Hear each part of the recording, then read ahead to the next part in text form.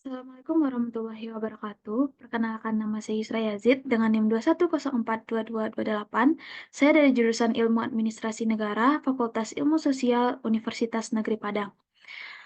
Tujuan dari pembuatan video ini adalah untuk memenuhi tugas mata kuliah Administrasi Pertanahan yang diampu oleh Ibu Nora Eka Putri, SIP MSI. Pada video kali ini saya akan membahas tentang administrasi pertanahan.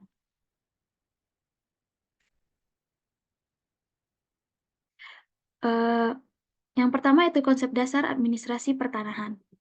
Administrasi pertanahan adalah serangkaian kegiatan yang meliputi pengaturan, pendataan, dan pemeliharaan informasi tentang pertanahan. Kegiatan ini bertujuan untuk memastikan bahwa hak atas tanah terdaftar dan terlindungi, serta untuk mendukung pembangunan dan pengembangan wilayah. Beberapa konsep dasar dalam administrasi pertanahan. Yang pertama yaitu hak atas tanah. Hak atas tanah adalah hubungan hukum antara orang dengan tanah yang diakui dan dilindungi oleh hukum. Hak atas tanah dapat berupa hak milik, hak guna usaha, hak guna bangunan, hak pakai, dan hak sewa. Yang kedua itu pendaftaran tanah. Pendaftaran tanah adalah proses pencatatan hak atas tanah di kantor pertanahan. Pendaftaran tanah bertujuan untuk memberikan kepastian hukum tentang hak atas tanah, serta untuk memudahkan transaksi jual beli tanah. Yang selanjutnya itu pemetaan tanah. Pemetaan tanah adalah proses pembuatan peta yang menunjukkan batas-batas dan letak tanah. Pemetaan tanah bertujuan untuk memberikan gambar yang jelas tentang kondisi fisik tanah, serta untuk memudahkan penyelesaian sengketa tanah. Selanjutnya itu nilai tanah. Nilai tanah merupakan harga yang dipatok untuk sebuah tanah.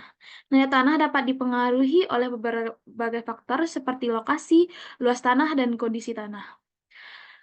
Yang selanjutnya itu penggunaan tanah. Penggunaan tanah merupakan pemanfaatan tanah untuk berbagai keperluan, seperti untuk tempat tinggal, pertanian, atau industri. Tujuan dari administrasi pertanahan itu terdiri dari beberapa tujuan. Yang pertama, memberikan kepastian hukum tentang hak atas tanah. Pendaftaran tanah memberikan bukti tertulis tentang hak atas tanah, sehingga dapat mencegah terjadinya sengketa tanah. Yang kedua, melindungi hak atas tanah. Pendaftaran tanah dapat membantu melindungi hak atas tanah dari berbagai bentuk penipuan atau penyerobotan tanah. Yang selanjutnya, mendukung pembangunan dan pengembangan wilayah. Informasi tentang pertanahan dapat digunakan untuk mendukung pembangunan dan pengembangan wilayah, seperti untuk pembangunan infrastruktur dan perencanaan tata ruang. Administrasi pertanahan mempunyai tantangan. Yang pertama, kurangnya kesadaran masyarakat tentang pentingnya pendaftaran tanah. Masih banyak masyarakat yang belum mendaftarkan tanahnya di kantor pertanahan. Yang kedua, ada sengketa tanah yang masih sering terjadi di Indonesia. Yang ketiga, keterbatasan sumber daya. Pemerintah masih memiliki keterbatasan sumber daya untuk melaksanakan administrasi pertanahan secara efektif dan efisien.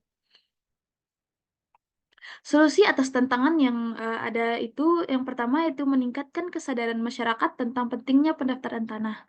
Pemerintah perlu melakukan sosialisasi dan edukasi kepada masyarakat tentang pentingnya mendaftarkan tanah di kantor pertanahan.